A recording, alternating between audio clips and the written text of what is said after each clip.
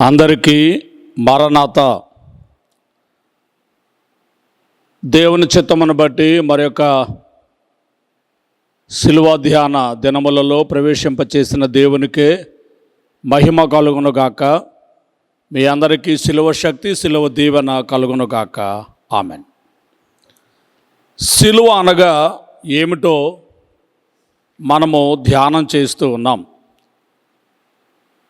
శిలువ అనగా శక్తి అని, శిలువ అనగా బదిలీ అని, శిలువ అనగా వినయము, విధేయత అని, శిలువ అనగా సమాధానము అని, మనము ఇలాగూ శిలువ అనగా సహింపు అని కొన్ని విషయములు మనం ధ్యానం చేస్తూ, ఈ సమయంలో శిలువ అనగా స్వాతంత్ర్యము అన్న అంశమును గూర్చి బోధించవలనని నేను ఆశించుచు ఉన్నాను.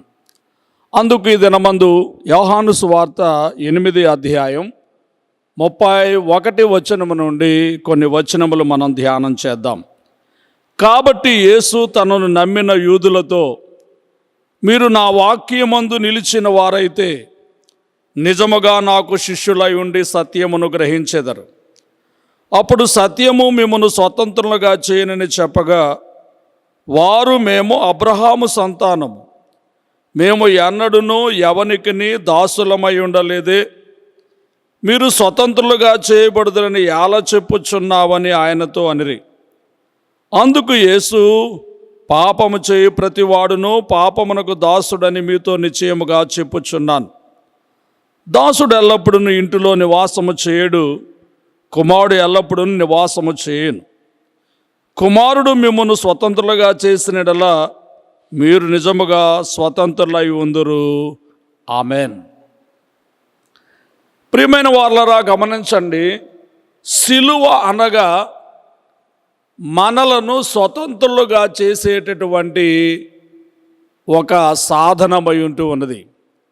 శిలువలో వేలాడుచున్నటువంటి యేసుక్రీస్తు మనలను పాప శాపము నుండి, వ్యాధి బాధల నుండి, సాతాను శక్తుల నుండి విడుదల చేసి మనకు స్వాతంత్ర్యమును దయచేసిన వారై ఉంటూ ఉన్నారు. గుర్తించాలని మీకు మనవి చేస్తూ ఉన్నాను. క్రీస్తు యేసు ప్రభు అసలు ఈ భూలోకమునకు ఎందుకు వచ్చి ఉన్నారు అని మనం ఆలోచన చేసినట్లయితే, మనలను విడుదల చేయడానికి, పాపశాపము నుండి విడుదల చేయడానికి ఆయన వచ్చి ఉన్నట్టుగా లూకా సువార్తలో 4వ అధ్యాయము 18వ వచనాన్ని మనం చూస్తే, ప్రభు ఆత్మ నా మీద ఉన్నది, బీదలకు సువార్త ప్రకటించుటకు ఆయన నన్ను అభిషేకించెను, చెరలో ఉన్న వారికి విడుదలను, గురుడి వారికి చూపును కలుగునని ప్రకటించుటకును, నలిగిన వారిని విడిపించుటకును, ప్రభు హితవసరము ప్రకటించుటకును ఆయన నన్ను పంపి ఉన్నాడు. ప్రియమైన వాళ్ళరా, గమనించాలి. ఎందుకు ఆయన ఈ భూలోకమునకు వచ్చి ఉన్నారు అంటే, మనకు విడుదల చేయుటకే వచ్చిన వారై ఉంటూ ఉన్నారు. స్వాతంత్ర్యమునిచ్చుటకే వచ్చిన వారై ఉన్నారు. ఈ స్వాతంత్ర్యము ఇది రాజకీయ సంబంధమైనటువంటి స్వాతంత్ర్యము కాదు, లేక లోకపు బానిసత్వములో నుండి విడుదల చేసేటటువంటి స్వాతంత్ర్యము కూడా కాదు. గమనించండి, లోక బానిసత్వపు స్వాతంత్ర్యము కాదు, రాజకీయ సంబంధమైనటువంటి స్వాతంత్ర్యము కాదు. మరి ఏమిటి స్వాతంత్ర్యము అంటే, పాపపు బంధకముల నుండి స్వాతంత్ర్యము. దేవునికి స్తుతి కలుగునుగాక, దేవునికి స్తోత్రం కలుగునుగాక. గమనించండి, పాపపు బంధకముల నుండి స్వేచ్ఛను కలిగించడానికే యేసుక్రీస్తు ఈ భూలోకమునకు అవతరించి ఆ పాపపు బానిసత్వము నుండి విడుదల చేసినట్టుగా మనము చూడగలుగుచూ ఉన్నాము. గుర్తించవలసినదిగా మీకు మనవి చేయొచ్చు ఉన్నాను. ప్రియమైనటువంటి వాళ్ళరా, గమనించండి, గ్రహించండి. సిలువలో పాపికి విడుదల కలిగెను,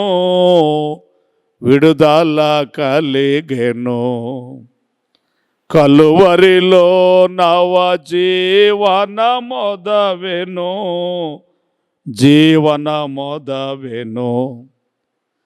సిలువ పతాకము జయమును గూర్చెను, సిలువ పతాకము జయమును గూర్చెను, జయమని పాడెదను,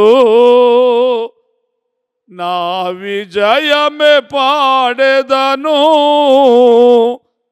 జయ హే జయ హే జయ హే.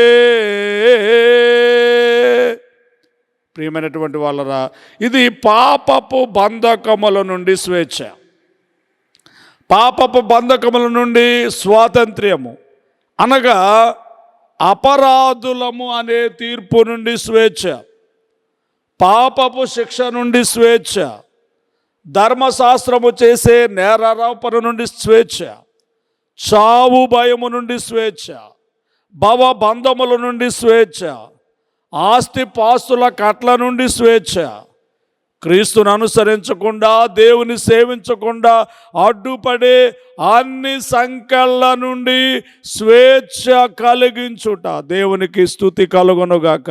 ఆయన ఇచ్చేది ఆత్మ సంబంధమైన స్వాతంత్ర్యము, లోక సంబంధమైన, రాజకీయ సంబంధమైన, బానిసత్వపు సంబంధమైన స్వాతంత్ర్యము కాదు. మనం యోహాను సువార్త 8:31 మనం చూసినప్పుడు ఈ మాటలు మనకు కనబడుతూ ఉన్నాయి. ప్రభువు యూదులతో ఆ యొక్క తను వెంబడించేటటువంటి వ్యక్తులతో ఆయన మాట్లాడుతూ ఉన్నాడు. వారు మేము అబ్రహాము సంతానం కదా, మేము అబ్రహాము సంతానం కాబట్టి మేము ఎవరికి దాసులంగా ఉండలేం కదా అని వారు మాట్లాడుతూ ఉండగా ప్రభు వారితో చెబుతూ ఉన్నాడు, పాపము చేయు ప్రతివాడు పాపమునకు దాసుడని మీరు ఎరుగరా. పాపము చేసే ప్రతివాడు పాపమునకు దాసుడు అనేటటువంటి మాట మనము చూడగలుగుచున్నాం. అయితే 36వ వచనంలో మనం చూసినప్పుడు, కుమారుడు మిమ్మును స్వతంత్రులుగా చేస్తే మీరు నిజంగా స్వతంత్రులుగా మార్చబడతారు. గమనించాలని మీకు మనవి చేస్తూ ఉన్నాను. కాబట్టి సిలువ అనగా అర్థం ఏమిటంటే స్వాతంత్ర్యము. సిలువ అనగా స్వాతంత్ర్యము. దేని నుండి మనకు స్వాతంత్ర్యము అంటే పాపముల నుండి స్వాతంత్ర్యము. ప్రభు వేటి నుండి మనకు స్వాతంత్ర్యం ఇస్తారు అంటే పాపముల నుండి. ఏ పాపములు అంటే గత పాపములు. ప్రియులారా, గమనించాలని మీకు మనవి చేస్తూ ఉన్నాను. బానిసలు తమను తాము విడిపించుకోలేరు. బానిసలు విడిపించుకోలేరు. అలా విడిపించుకుంటే అసలు వారు బానిసలే కారు. ఇప్పుడు వారిని విడుదల చేయాలి అంటే వేరొకరు, బానిస కాని స్వతంత్రుడు ఒకరు వారిని విడుదల చేయవలసినటువంటి అవసరం ఉన్నది. అలాగూ మన ప్రియమైనటువంటి క్రీస్తు ప్రభువే వారి పాపములను విడుదల చేసినారు. అందుకే క్రీస్తు ప్రభు ఈ భూలోకములో జన్మింపక పూర్వమే దేవదూత గబ్రియేలు యేసేపుకి వర్తమానం చెబుతూ ఉన్నారు. మత్తయి సువార్త 1:21 మరియమ్మను గురించి చెబుతూ, ఆమె ఒక కుమారుని కనును, తన ప్రజలను వారి పాపముల నుండి ఆయనే రక్షించును, కనుక ఆయనకు యేసు అనే పేరు పెడతారు, యేసు అనే పేరు పెడతారు అనేటటువంటి మాటలు మనం చూడగలుగుతూ ఉన్నాం. కాబట్టి క్రీస్తు ప్రభు మన పాపం నుండి పరిహారం చేయడానికి రక్షకునిగా వచ్చిన వారై ఉంటూ ఉన్నారు. రోమీలకు రాసిన పత్రిక 8:2 మనం చూస్తే, క్రీస్తు యేసునందు జీవమునిచ్చు ఆత్మ యొక్క నియమము పాప మరణముల నియమము నుండి నన్ను విడిపించెను. ఎట్లనగా ధర్మశాస్త్రము దేనిని చేయజాలకపోయెనో దానిని దేవుడు చేసెను. ధర్మశాస్త్రము దేనిని చేయజాలకపోయెనో దేవుడు దానిని చేశాను. దేవునికి స్తుతి కలుగునుగాక, దేవునికి స్తోత్రం కలుగునుగాక. గమనించాలని మీకు మనవి చేస్తూ ఉన్నాను.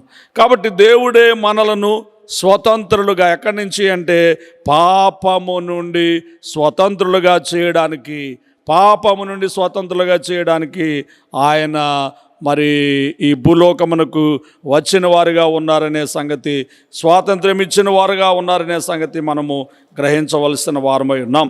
పౌలు గారు గలతీ సంఘానికి రాస్తూ 5:1 ఈ స్వాతంత్ర్యం అనుగ్రహించి క్రీస్తు మనలను స్వతంత్రులుగా చేసి ఉన్నాడు. శిలువ ద్వారా క్రీస్తు మనలందరినీ కూడా స్వతంత్రులుగా చేసిన వారై ఉంటూ ఉన్నారు అనే మాట మనం ఇక్కడ చూడగలుగుతూ ఉన్నాం. కాబట్టి ప్రియమైనటువంటి వాళ్ళరా, గత పాపముల నుండి యేసు క్రీస్తు రక్తము ద్వారా స్వాతంత్ర్యము. ఇక రెండవ మాట ఏమిటంటే ప్రస్తుత పాపముల నుండి కూడా మనకు విడుదల. రోమీలకు రాసిన పత్రిక 6:14 మీరు కృపకే గాని ధర్మశాస్త్రమునకు లోనైన వారు కారు, కనుక పాపము మీ మీద ప్రభుత్వము చేయదు. ప్రియులారా, గమనించండి, పాపము చేత పీడింపబడుతూ కష్టపడుతూ ఉన్న విశ్వాసులకు ఇది గొప్ప వాగ్దానమై ఉంటూ ఉన్నది. పాపము మనపై ప్రభుత్వము చేయకుండా ప్రియమైన యొక్క పాప క్షమాపణను, శాశ్వత జీవమును, పరిశుద్ధాత్మను, పవిత్రాత్మను దేవుడు మనకు దయచేసి పాపము మీద పోరాడుటకు శక్తినిచ్చి నడిపించు వారై ఉంటూ ఉన్నారు.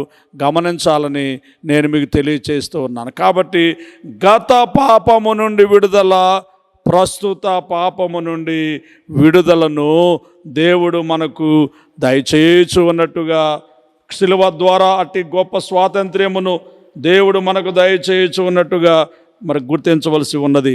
కలువరి బాసిల్లెను సిలువలో పాపక్షమా, పాపము చేసి గడించితి మరణం, శాపమేగా నేనార్జించినది,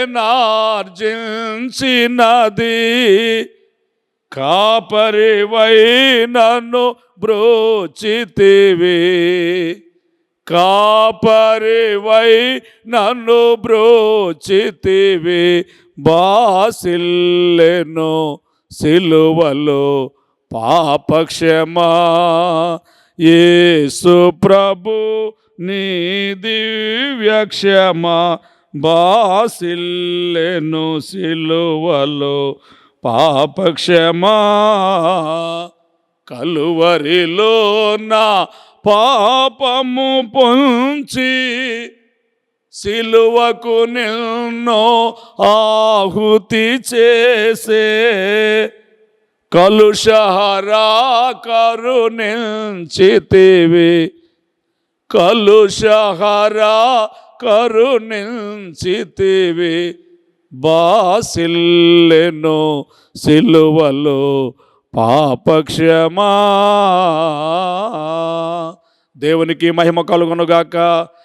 గమనించండి, సిలువ అనగా స్వాతంత్ర్యము. దేని నుంచి స్వాతంత్ర్యము అంటే పాపము నుండి. ఇదే యూదులతో ప్రభువు పాపము చేసే ప్రతివాడు పాపమునకు దాసుడు అని చెబుతూ కుమారుడు మిమ్మును పాపము నుండి విడుదల చేస్తున్నారు అని, గత పాపముల నుండి ప్రస్తుత పాపముల నుండి ఆయన శిలువ రక్తం ద్వారా మనల్ని విడుదల చేయొచ్చు ఉన్నారు.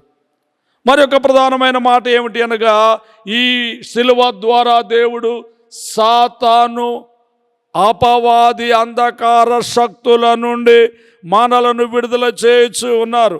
కొలసీలకు రాసినటువంటి పత్రిక 1:13 మనం చూస్తే పౌలు గారు కొలసీ సంఘానికి వ్రాయొచ్చు. 1:13 చెబుతున్న మాట, ఆయన మనలను అంధకార సంబంధమైన అధికారములో నుండి విడుదల చేసి తాను ప్రేమించిన తన కుమారుని యొక్క రాజ్య నివాసులనుగా చేశాను. గమనించండి, ఇక్కడ 2 రాజ్యములు మనకు కనబడుచు ఉన్నవి. ఒకటి దేవుని రాజ్యము, 2 సాతాను రాజ్యము. లోకములోని ప్రతి వ్యక్తి ఈ 2 రాజ్యాల్లో ఏదో ఒక రాజ్యానికి చెందినవానిగా ఉంటాడు. ఈ 2 రాజ్యాల్లో ఏదో ఒక రాజ్యానికి ప్రతి వ్యక్తి చెందినవానిగా ఉంటాడు. మన ప్రభు అయినటువంటి క్రీస్తు చీకటి రాజ్యమైన సాతాను రాజ్యములో నుండి వెలుగు రాజ్యమైనటువంటి దైవ రాజ్యములోనికి మనలను నడిపించుచున్నాడు. చీకటిలో నుండి వెలుగునకు, లోకములో నుండి వెలుపలకు ఆయన మనలను నడిపించుచున్నారు. చీకటిలో నుండి వెలుగునకు, లోకములో నుండి వెలుపలకు శ్రీకర్త గుణాతి శయములను ప్రకటించుటకే పిలచెనని గుర్తించుచుంటివా, క్రియలను కంటివా, గుర్తించుచుంటివా, క్రియలను కంటివా, సజీవముగా నున్నావా, సజీవముగా నున్నావా. ఓ సంఘమా, సార్వంగమా, పరలోక రాజ్యపు ప్రతిబింబమా, మెస్సయ్యను ఎదుర్కొనగా నీతినలంకరించి సిద్ధపడుమా. ఓ సంఘమా వినుమా. దేవునికి స్తుతి కలుగునుగాక. గమనించండి ప్రియులారా, ఇక్కడ మనం చదివిన భాగంలో 2 రాజ్యాలు కనబడుతున్నాయి. ఒకటి దైవ రాజ్యము, 2 సాతాను రాజ్యము. ఈ సాతాను రాజ్యములో నుండి విడిపించి మనల్ని స్వతంత్రులుగా చేసి దైవ రాజ్య వారసత్వమును దేవుడు మనకు దయచేయచ్చు ఉన్నారు. అపోస్తుల కార్యములు 26 అధ్యాయము 18 వచనాన్ని మనం చూస్తే, ప్రియమైనటువంటి వాళ్ళు ఇక్కడ పౌలు గారు తెలియచేయుచున్నటువంటి మాటలు మనకు కనబడుచు ఉన్నవి. పౌలు గారు తెలియచేయుచున్న మాటలు చూడండి. అక్కడ నేను నీకు కనబడబో సంగతిని గూర్చి నిన్ను పరిచారికనుగాను సాక్షిగాను నియమించుటకాయ కనబడి ఉన్నాను. నీవు లేచి నీ పాదములు మోపి నిలువుము. నేను ఈ ప్రజల వలనను అన్యజనుల వలన హాని కలగకుండా నిన్ను కాపాడేదను. వారు చీకటిలో నుండి వెలుగులోనికి, సాతాను అధికారములో నుండి దేవుని వైపునకు తిరిగి నాయందలి విశ్వాసము చేత పాపక్షమాపణను పరిశుద్ధపరచబడిన వారిలో స్వాస్థ్యమును పొందినట్లు వారి కన్నులు తెరుచుటకాయ నేను నిన్ను వారి యొద్దకు పంపేదనని చెప్పాను. దేవునికి స్తుతి కలుగునుగాక. చీకటిలోని వెలుగులోనికి, సాతాను అధికారములో నుండి దేవుని వైపు తిరుగుటకు. గమనించాలి మాటలు. ప్రియమైనటువంటి వాళ్ళరా, దేవుడు సాతాను రాజ్యములో నుండి, అంధకార రాజ్యములో నుండి దైవరాజ్యములోనికి మనలను మలచువారై ఉంటూ ఉన్నారు. కాబట్టి గత పాపముల నుండి, ప్రస్తుత పాపం నుండి స్వాతంత్ర్యము, అలాగే సాతాను అపవాది అంధకార శక్తుల నుండి స్వాతంత్ర్యము. ఇక మత్తయి సువార్త 8 అధ్యాయం 17వ వచనాన్ని బట్టి, యెషయా గ్రంథము 53వ అధ్యాయము 4వ వచనం నుండి మనం చూస్తే, సిలువ ద్వారా దేవుడు వ్యాధుల నుండి మనకు స్వాతంత్ర్యం ఇచ్చుచున్నారు. అతడు పొందిన దెబ్బలను బట్టి, ఆయన కార్చిన రక్తమును బట్టి, ఆయన మరణ పునరుత్థానమును బట్టి మనకు వ్యాధుల నుండి విడుదల గమనించవలసినదిగా నేను మీకు తెలియచేస్తూ ఉన్నాను, గుర్తించాలని మీకు తెలియచేస్తూ ఉన్నాను. ప్రియులారా, 5వ మాట మనం చూస్తే, శాపమనగా మనం ఎరుగుదుము.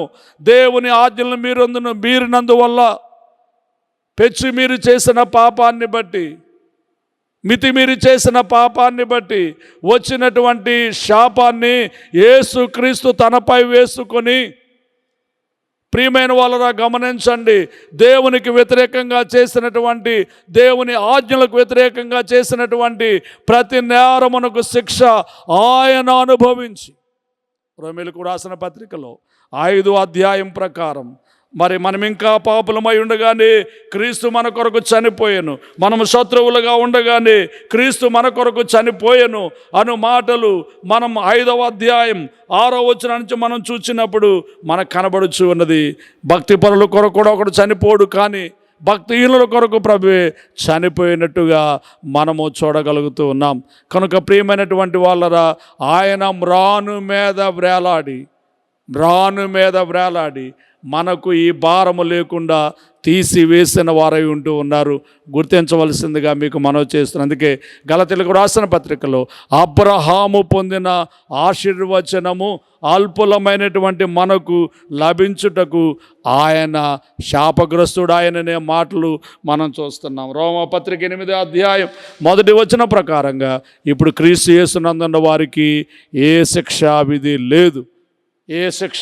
లేదు అని వ్రాయబడుచు ఉన్నది. కనుక శిక్షావిధి లేని వారమై ఈ శాపము నుండి స్వతంత్రుల మగుచు ఉన్నాము.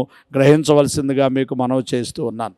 అలాగే యోహాను సువార్తలో 5వ అధ్యాయము 24వ వచనం ప్రకారంగా, యోహాను సువార్త 5వ అధ్యాయము 24వ వచనం ప్రకారంగా మనం చూసినప్పుడు అక్కడ ఒక మాట మనకు కనబడుచు ఉన్నది. ఏమిటా మాట చూడండి. నా మాట విని నన్ను పంపిన వాని యందు విశ్వాసం ఉంచువాడు నిత్య జీవము గలవాడు, వాడు తీర్పులోనికి రాక మరణములో నుండి జీవములోనికి దాటిపోతా ఉన్నాడు. అంటే తీర్పు నుండి విడుదల, తీర్పులోనికి రాక మరణములో నుండి యేసుక్రీస్తు శిలువ ద్వారా తీర్పు నుండి మనం విడుదల పొందిన వారమై తీర్పులో నుండి మరణములో నుండి జీవంలోనికి దాటిపోవచ్చున్నాము అనేటటువంటి మాటను మనము చూడగలుగుతున్నాము. గ్రహించండి, గుర్తించండి అని మీకు మనవి చేస్తూ ఉన్నాను. ఇక మరొక మాటను మనం చూస్తే నిత్య నరకము నుండి విడుదల. నిత్య నరకము నుండి దేవుడు ప్రేమ స్వరూపి కనుక మానవుణ్ణి ప్రేమిస్తున్నాడు. నిత్య నరకమునకు పోవలసినటువంటి వ్యక్తిని నిత్య జీవమునకు నడిపించడానికే మరి దేవుడు తన కుమారుని యేసుక్రీస్తును ఈ లోకమునకు పంపించి మన పాపపు శిక్ష అంతా కూడా ఆయన మీద వేసి మనకు ఆ శిక్షను లేకుండా చేస్తూ ఉన్నాడు. విశ్వసించిన వారు నశింపక నిత్య జీవం పొందినట్లు తన ప్రియ కుమారునిటువంటి యేసుక్రీస్తును ఈ లోకమునకు ఆయన దానముగా ఇచ్చివేసినట్లు మనము చూడగలుగుతూ ఉన్నాం. ఆ దేవుడు మనల్ని ప్రేమించుచున్నాడు. పాపము నుండి విడుదల చేసి మనం రక్షించడానికే ఆయన మనల్ని ప్రేమించొచ్చు ఉన్నాడు. ప్రియమైనటువంటి వాళ్ళ యోహాను 1వ పత్రికలో మనం చూస్తే ఈ మాటలు మనకు చాలా వివరంగా కనబడుచున్న. ఒకసారి ఆ మాటలను చదువుదాం. యోహాను రాసినటువంటి 1వ పత్రిక 4వ అధ్యాయము చూడండి ఒకసారి. ఆ 8వ వచనం నుండి మనం చూస్తే, దేవుడు ప్రేమస్వరూపి, ప్రేమ లేనివాడు దేవుని ఎరుగడు. మనము ఆయన ద్వారా జీవించినట్లు దేవుడు తన అద్వితీయ కుమారుని లోకములోనికి పంపెను. దీని వలన దేవుడు మనం అందించిన ప్రేమ ప్రత్యక్షపరచబడెను. మనము దేవుని ప్రేమించితమని కాదు, కానీ తానే మనల్ని ప్రేమించి మన పాపములకు ప్రాయశ్చిత్తమై ఉండుటకు తన కుమారుని పంపెను. ఇందులో ప్రేమ ఉన్నది. దేవునికే స్తుతి కలుగును గాక. విశ్వసించువాడు నశింపక నిత్య జీవం పొందినట్లు తన కుమారుని పంపాడు. మనమేదో ఆయన్ని ప్రేమిస్తున్నాము అని కాదు, కానీ ఆయనే మనలను ప్రేమించి మన నిమిత్తము తన కుమారుడైనటువంటి యేసుక్రీస్తుని ఈ భూలోకమునకు పంపించి మన పాపములకు ప్రాయశ్చిత్తము చేసి పాపపు శిక్ష అయినటువంటి నరకము నుండి మనల్ని తప్పించి నిత్య జీవములోనికి, నిత్య నరకము నుండి తప్పించి నిత్య జీవములోనికి ఆయన మనల్ని నడిపించుచూ ఉన్నారు. దేవునికి స్తుతి కలుగునుగాక, దేవునికి స్తోత్రము కలుగునుగాక. ప్రియమైనటువంటి వాళ్ళు ఆయన మనల్ని ప్రేమించి నిత్య జీవమును దయచేయచ్చు ఉన్నారు. భక్తుడు పాడుతున్నాడు, ఇలా పాడుతున్నారు. ఎందులకు నాపై ప్రేమ అంధదయా స్వామి నామదికి, ఎందులకు నాపై ప్రేమ అందదయా స్వామి నామదికి అందులకే భయముంది తిని, అందులకే భయముంది తిని, భాసిల్లెను సిలువలో పాపక్షమా. యేసు ప్రభు నీ దివ్యక్షమ భాసిల్లెను సిలువలో పాపక్షమా. దేవునికే మహిమ కలుగును గాక. ప్రియమైనటువంటి వాళ్ళరా గమనించండి, మనం ముగించడానికి ముందు ఒక్కసారి దేవుడు మనలను స్వతంత్రులుగా చేస్తూ ఉన్నాడని, సిలువ అనగా స్వాతంత్ర్యము అని మనం చెప్పుకుంటున్నాం. వేటి నుండి ఆయన స్వతంత్రులుగా చేస్తున్నారు? యూదులతో ఆయన మాట్లాడుతూ పాపం చేసే ప్రతివాడు పాపానికి దాసుడే అన్నారు. కాబట్టి యేసుక్రీస్తు అనే ఆ రక్షకుడు, ఆ కుమారుడు ఆ పాప దాసత్వం నుండి విడుదల చేస్తారని చెప్పారు. కనుక ప్రస్తుత పాపము నుండి, గత పాపము నుండి విడుదల చేసి మనకు స్వాతంత్ర్యం ఇచ్చిన, పాపపు దాసత్వం నుండి విడుదల చేసినటువంటి రక్షకుడు. అలాగే మరి అంధకార శక్తుల నుండి, అపవాది శక్తుల నుండి, చీకటి శక్తుల నుండి మనల్ని విడిపించినటువంటి రక్షకుడు. ఆ చీకటి రాజ్యములో నుండి, పాపపు రాజ్యములో నుండి విడుదల చేసినటువంటి రక్షకుడు. ప్రియమైనటువంటి వాళ్ళరా గమనించాలని మీకు మనవి చేస్తూ, అలాగే వ్యాధుల నుండి విడుదల చేసినటువంటి రక్షకుడు, శాపము నుండి స్వాతంత్ర్యం ఇచ్చిన రక్షకుడు, తీర్పు నుండి విడుదల చేసిన రక్షకుడు, అన్నిటిని మించి నిత్య నరకము నుండి, నిత్యాగ్నిగుండము నుండి తప్పించి నిత్య రాజ్యములోనికి నడిపించి మనకు స్వాతంత్ర్యం ఇచ్చినటువంటి రక్షకుడు. కాబట్టి సిలువ అనగా సిలువలో వేలాడుచున్నటువంటి యేసును బట్టి మనకు స్వాతంత్ర్యము కలిగి ఉన్నదని గుర్తించి స్వాతంత్ర్యం ఇచ్చిన దేవునిని స్తుతించుదాము. దేవుడు మనకు పాపశాపముల నుండి విడుదలనిచ్చి, స్వాతంత్ర్యమునిచ్చి, స్వేచ్ఛగా మనల్ని నడిపించునుగాక. ఆమెన్. తండ్రి, మీకు స్తుతి. ఈ మాటలు బిడ్డల అంతరంగములలో ఫలింపు చేయి. సిలువను బట్టి మేము పాపశాపం నుండి విడుదల పొంది, వ్యాధి బాధల నుంచి విడుదల పొంది, సాతాను పిశాచం నుండి విడుదల పొంది, తీర్పు నుండి, నిత్యాగ్ని నరకము నుండి విడుదల పొంది నీ మహిమ కొరకు సాగిపో భాగ్యము, ధన్యత, దీవెన మాకు దయచేయం. క్రీస్తు యేసు నామంలో వేడుకొనుచున్నాము తండ్రి. ఆమెన్. పరలోకమందున్న మా తండ్రి, మీ నామం పరిశుద్ధపరచబడునుగాక, మీ రాజ్యం వచ్చునుగాక, మీ చిత్తం పరలోకమందు నెరవేరుచున్నట్లు భూమి అందు నెరవేరునుగాక. మా అనుదినారిని మాకు దయచేయము. మళ్ళీ అపరాధములు చేసిన వారిని మేము క్షమించున్న ప్రకారం మా అపరాధాలను క్షమించుము. మామను శోధనను తేకుముక్కి నుండి తప్పించుము. రాజ్యము, శక్తి, మహిమ నిరంతరము నీవే అయి ఉన్నవి. ఆమెన్. ప్రభు యేసు రక్తమునకు జయము, అపవాదికులకు లయము. ప్రభు యేసు రక్తమునకు జయము, అపవాదికులకు లయము. ప్రభు యేసు రక్తమునకు సంపూర్ణ విజయం, అపవాదికులకు అనంతకాల నాశనం. హల్లెలూయా, హల్లెలూయా, హల్లెలూయా. స్తోత్రం, స్తోత్రం, స్తోత్రం. Amen, amen, amen.